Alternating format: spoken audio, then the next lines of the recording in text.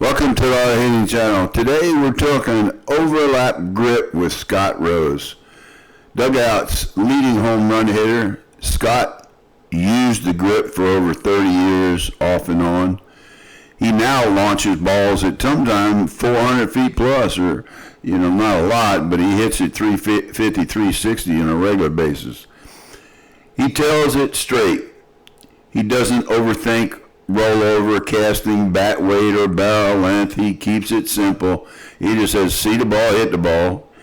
If you're chasing more barrel and cleaner contact, this might be the change. Just know, if you try it, you need to commit through the good and the bad until it becomes a habit. Let's break down why the overlap grip works and how to make it stick. You got it high enough, dude. Jesus. To Scott Rose. That's over. So, Scott, what we're going to talk about is the overlap grip, because I'm kind of considered the overlap grip guy in at least Brevard County. I remember the first time that I ever taught anybody that was, what was the little heavy guy, that strong guy? Woody. Woody came up to me. He was on the Rockets. Yeah. He came up to me and said, Mr. Rose, will you show me your grip? I was like, I thought I was young at that time. I was 35, and he's come up and asked me to show him a grip. I was like humbled a little bit.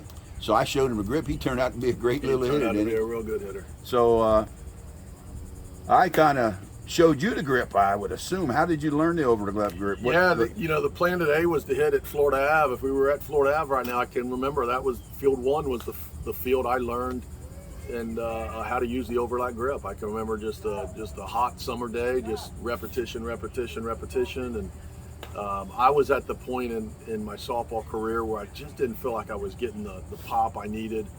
I needed a little bit of an edge, and you had mentioned about the overlap grip. I knew some of the big hitters of the day were using the overlap grip, and so I didn't force it on you. No, but it is key, I think, for those that are trying to make that transition. You got to stick with it.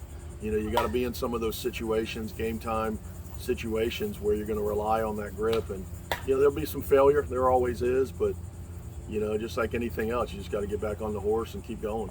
Well, a lot of guys now, those that don't know you in the Florida half century, you're pretty much a hammer, dude. If you played like I did, you'd be no telling what you could do. You certainly would follow in my footsteps, because you hammer it. You hit it a lot higher than I do too. But the complaint about it, and that's pretty much the theme across everybody I talk to about it, and especially guys like Bob O'Brien, who says you lose control. Now, do you see that? I mean, I see you hit towering home runs to right field, center field, left field. So what do you say? I respectfully disagree on that. And maybe it's a person-to-person type deal. But, I mean, you saw batting practice this morning. These fields are what, 315? 315. We were back 10 feet, so it's 325. Or 15-foot fence? Well, you got a 15-foot fence. You were back 10 feet. So you're looking at 325 over the fence is probably you got to have it high enough that it's probably 330 you get out. So we had probably 3 or 4 home runs I hit to right field today. Yeah. And I don't feel like I lose any power at all. If and if you feel that the wind's blowing in, man. Yeah. The wind's blowing if the pitch is in the right spot to hit it to right field, yes, I don't feel like I lose anything on it. Does it create early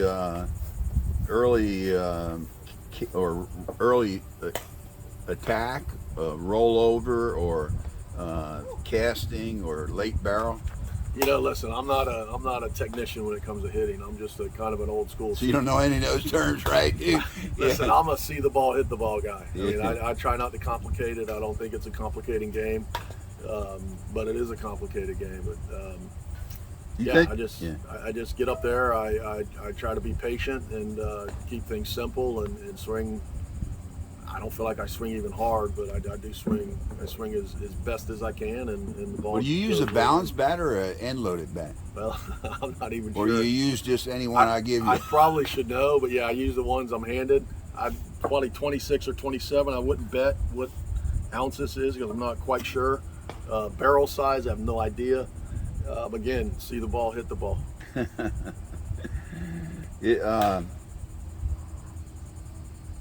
what do you see any advantage with the overlap grip? Yeah, I do. I think to me, I don't feel like I miss balls as much as because that was my problem. I can remember when I switched to it years ago. Was I just feel like I just was missing balls, and maybe my wrists weren't being able to roll on an inside pitch, and I still got to make an adjustment on an inside pitch where maybe I bring the hands in a little bit, but I just feel like I always get pretty good wood on the bat when I'm using the overlap grip. Wood? How do you get wood on there? Well, that's it. I know. Well, composite now or aluminum. Well, back when we were in UAAA, we were AAA. We were in Class C. I don't even remember the bats. Were they aluminum yet? You remember? I mean, they had that You don't even know the barrel size or what? Do you know Easton had a great one. I remember. I love that Eastern. Yeah, that was tri-shell, try something. Yeah, that was aluminum, and we used to dent them after about 100 swings. I had one that looked like it was blown up, like something exploded. I had it in my garage for years. It did not look like somebody hit a softball with it to break it, but it was demolished. Well, maybe I swung it and gave it to you. Probably. Well, look, man, you hit the ball sometimes. Well, we marked off that one at Carver Park, 410 feet. That's a long way. You think the overlap grip helped you with that? 100%. 100%. I don't know what the. And again, I think everybody's got to make their own decision and do what feels right for them and it's good for them. It works for me.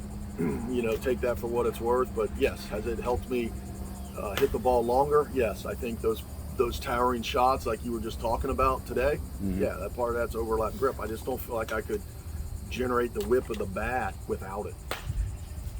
You can hit pitches you couldn't hit with other. I 100% agree with that. I don't want to get into a debate on it with others. No debate. It's your opinion. Yeah. In this channel, we believe in the art of hitting. You can do it any way you want. But I want people that have an interest in overlap grip to understand that there's two sides to every story, and I'm not doubting anybody else. That's why I'm kind of like a spokesperson for the overlap grip, and I learned it from others, and it really took my career to a new level. I guess I will ask you to close this thing out. Why should anybody use the overlap grip, and what do you recommend when they do?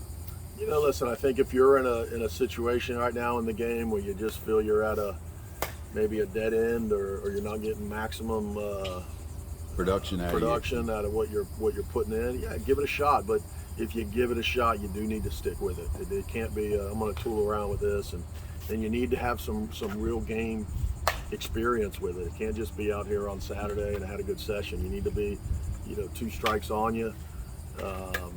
Bottom of the 7th, and that's how you're going to get better, by using the overlap grip. Yeah, I find out the most things that anybody, or the one complaint that's consistent from the guys that I've coached with the overlap grip, they come back to me at some point and say, "Oh man, I just can't do it. I got small hands. I just tell them can't do anything, and just let them go at that.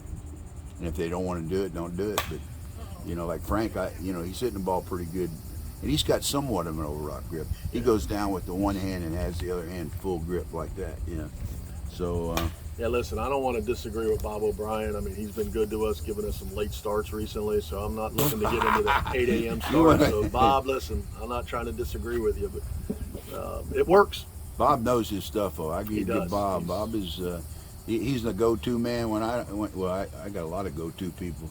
I'm like you. When I was younger too, you didn't hear me preaching all this stuff, right? Yeah. I didn't have a YouTube channel or Spotify. I just went out and hit the hell out of it. What'd you think about me when I was hitting the ball? Listen, I up to the age of 25, I watched you play a lot of softball, and you guys, you hit the ball great. I think that might have been early on in the overlap for you. And then once you hit 50s, I was raising a family and running businesses. So, you didn't pay attention to what you did. I didn't go to the games. Yeah, I didn't get a chance to watch you play as much. Yeah. I just heard the legendary stories.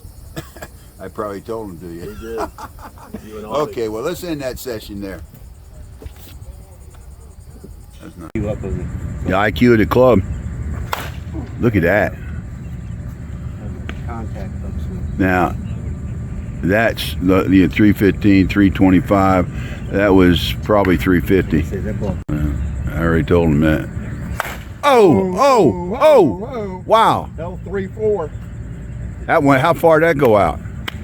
Big time. Over that. I mean, that's 325. It had to be 60? At least 350. That was an old ball, too. Oh, it was an old ball too. That's what he hits best, I guess. Oh, there's another one. Holy shit, you on it now, dude. That is like so high. That's a Bruce Meade shot there. There we go. Damn. That's with the combat, right? Yeah. You missed that one. I've been a double, though. You? No, double it. If the overlap grip helps you square the ball more, own it. And give it 2 solid weeks before you judge it. Loose hands, late whip, see it early, hit it a touch later. Drop your questions or your progress in the comments. We read them. If this helps, hit like and subscribe for more straight talk hitting from the Art of Hitting channel. See you in the next one. Hit them hard or hit them where they ain't. Don't forget, we have a lot of extra information in the descriptions generally. And please don't forget to subscribe. We need to help. We need to grow a little bigger. Thank you. Might have hurt the pitch there a little too flat. Little too flat. Nope. Another shot hit in the direction of the left fielder Armitage, and he's just going to stand and watch that one go. And boy, it looks like